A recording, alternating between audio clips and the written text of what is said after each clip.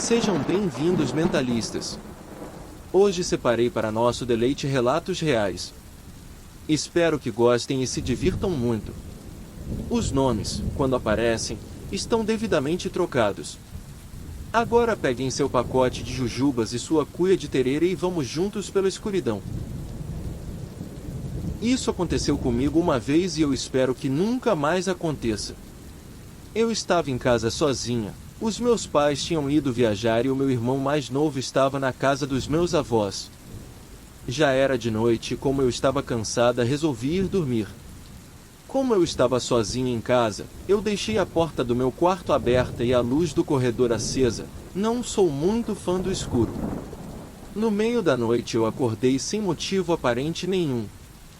Virei para um lado, virei para o outro e me acomodei melhor na cama. Estava quase dormindo de novo quando dei uma última olhada para o corredor. O meu rosto estava virado para lá, e vi uma sombra que parecia ser de uma pessoa se mover lá fora. Na mesma hora eu cobri o rosto com um cobertor. Eu esperei um tempo e resolvi dar uma outra olhada, mas sem tirar o cobertor da cabeça. A primeira e única coisa que eu vi foi o chão. Tinha a sombra de alguém parado na porta do meu quarto. Eu cobri de novo bem devagar a parte do meu rosto que eu tinha descoberto e comecei a ficar em pânico. Não sabia quem estava lá, como tinha entrado em casa ou o que queria. De tanto medo que eu estava, não conseguia me mexer. Tinha fechado os olhos, quase não respirava e os meus dedos estavam travados, segurando o cobertor na minha cabeça. A única coisa que eu ouvi era o meu coração batendo forte. Eu podia sentir ele na minha garganta quase. Um tempo se passou e eu não ouvia nada, mas estava com muito medo de levantar o cobertor. Eu estava com medo até de abrir os olhos debaixo do cobertor, mas eu podia sentir que aquela pessoa estava lá. Eu podia sentir que ela tinha entrado no meu quarto e estava de pé, do lado da minha cama.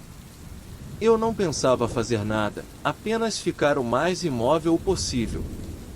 Depois de um tempo os meus dedos começaram a doer, de tanta força que eu fazia para segurar o cobertor, mas eu não pretendia abrir a mão, eu ainda podia sentir alguém lá. Então eu tinha a impressão de que o que estava lá estava esticando a mão para encostar em mim. Eu não via nada, pois estava de olhos fechados, mas na minha mente eu imaginava uma mão chegando cada vez mais perto. Nesse instante eu senti todos os músculos do meu corpo se retraírem. Eu estava quase chorando de medo, mas de tanto medo nem isso eu conseguia fazer. Então eu senti que o braço que estava quase encostando em mim parou no ar e ficou assim por um tempo, e depois se afastou, o que me causou um pouco de alívio, mas eu ainda estava morrendo de pavor. Algum tempo depois, não sei quanto, eu já tinha perdido a noção do tempo, eu senti a luminosidade da luz do corredor diminuir um pouco, mas isso é impossível em casa. O interruptor da luz do corredor só liga ou desliga a luz, não tem como controlar a luminosidade. Alguns minutos depois a luz voltou ao normal. Quando a luz voltou ao normal eu senti o que quer que fosse deixar o meu quarto também.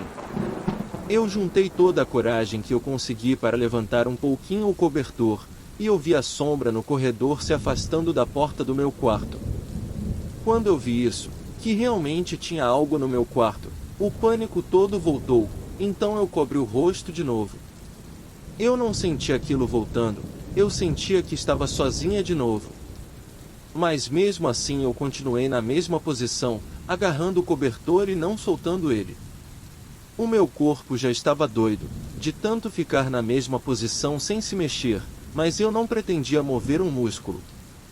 Com o tempo a exaustão venceu e eu acabei dormindo. Quando eu acordei na manhã seguinte, eu estava na mesma posição, ainda segurando o cobertor. O meu corpo estava completamente doído.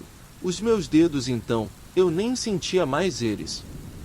Mesmo já estando claro, eu não queria abrir os olhos ou sair de debaixo do cobertor. Mas depois de um bom tempo acordada, eu finalmente resolvi que já era hora de levantar. Abrir os dedos foi difícil, pois eles estavam muito doidos e estavam quase travados. Mas com um pouco de esforço eu consegui soltar o cobertor e colocar a cabeça para fora do cobertor. Eu estava sozinha lá.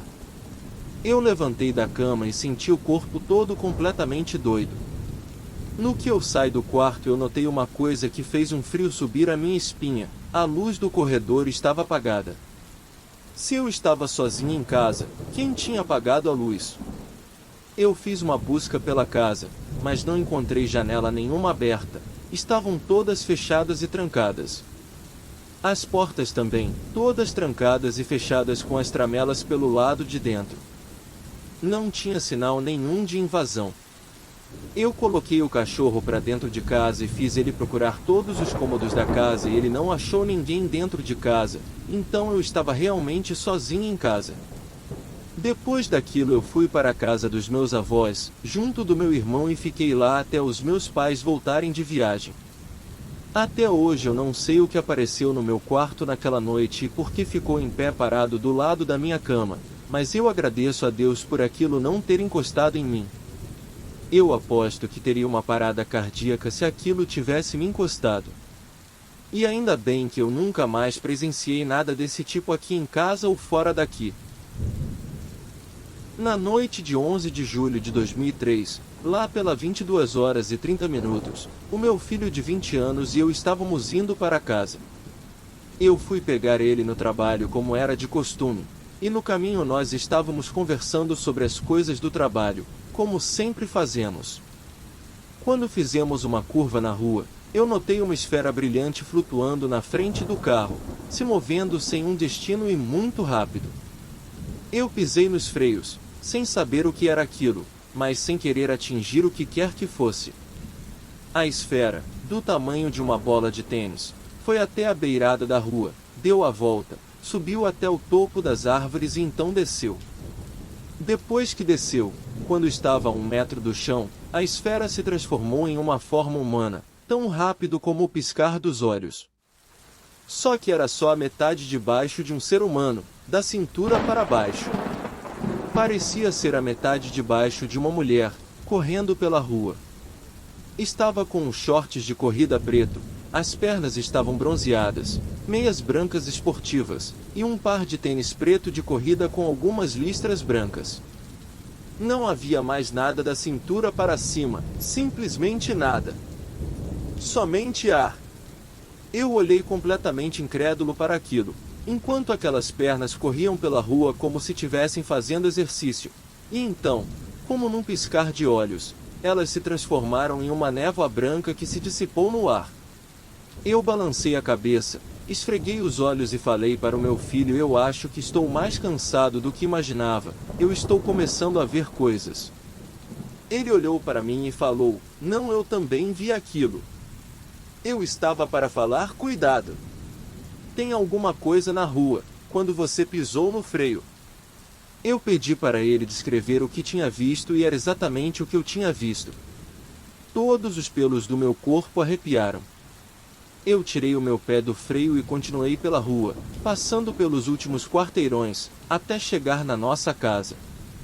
Tudo aconteceu muito rápido, mas foi muito vívido e real para nós dois. Fiquei tão abalado com aquilo, que naquela noite eu tive um pesadelo com aquela coisa. Eu sonhei que tinha acertado as pernas e tinha que explicar para a polícia porque só tinha metade de um corpo na estrada. Eu tentava explicar que sempre tinha sido só metade do corpo, mas é claro que eles não acreditaram em mim.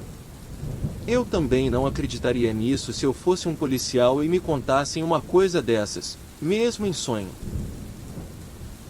Eu moro em um apartamento com a minha família. Apesar do apartamento ser pequeno, nós temos um cachorro grande, pastor alemão. Ele está acostumado a dormir no meu quarto.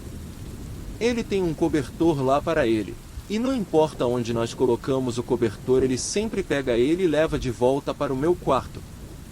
Sempre que eu vou dormir, eu deixo a porta aberta para ele entrar e sair do quarto à vontade para poder comer, beber e se aliviar na área de serviço. Uma certa noite eu estava me preparando para dormir, abri a porta, coloquei um tênis nela para não fechar, apaguei a luz e fui dormir. Certa hora da noite eu acordei sentindo um peso na cama, sobre o colchão. Então eu pensei: deve ser o Átila, meu cachorro, Porque às vezes ele também gosta de dormir na cama, junto de mim. Eu virei o rosto para ele e senti aquele bafo quente na minha cara. Eu estendi a mão para fazer um carinho nele, e quando eu ia encostar na cabeça dele, ele agarrou a minha mão com uma mordida tão forte que eu até vi uns pontinhos de luz no escuro de tanta dor. Ele começou a chacoalhar a cabeça com os dentes literalmente cravados na minha mão, dando um rosnado tão estranho. Parecia o rosnado de um cachorro pequeno, não o de um pastor alemão. Eu nunca bati no meu cachorro e também nunca deixei ninguém bater nele, mas ele estava quase arrancando fora minha mão e a única coisa que eu consegui fazer foi virar um baita de um tapa com a minha outra mão. Só que ao invés de pegar em um baita cachorro, pegou em algo bem menor, que saiu voando da cama com a força do tapa, e finalmente soltando a minha mão. Eu ouvi o barulho daquilo acertando a parede e depois não ouvi mais nada. A primeira coisa que eu fiz foi acender a luz. Quando eu olhei, a minha mão estava toda vermelha de sangue, com os buracos grandes de mordida. Eu olhei em volta procurando o meu cachorro, mas ele não estava lá. Foi quando eu ouvi os latidos vindo do lado de fora do quarto. Eu olhei para a porta e estranhamente ela estava fechada. Quando eu cheguei perto, ela não só estava fechada, mas como estava trancada. E por dentro, o tênis que estava deixando ela aberta estava do lado da cama agora. Quando eu abri a porta, o meu cachorro entrou correndo e ficou procurando alguma coisa pelo quarto todo. Quando os meus pais vieram ver por que o cachorro estava latindo tanto, viram a minha mão toda ensanguentada. A primeira coisa que eles acharam foi que o Átila tinha me mordido, mas eu expliquei para eles o que tinha acontecido.